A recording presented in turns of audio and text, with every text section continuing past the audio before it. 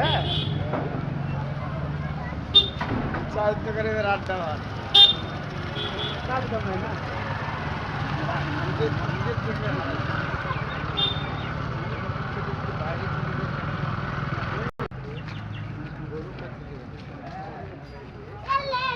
ভাঙা মোবাইল কি তুলছি ভাঙা মোবাইল এখন প্লে বাটন পেয়ে যাবো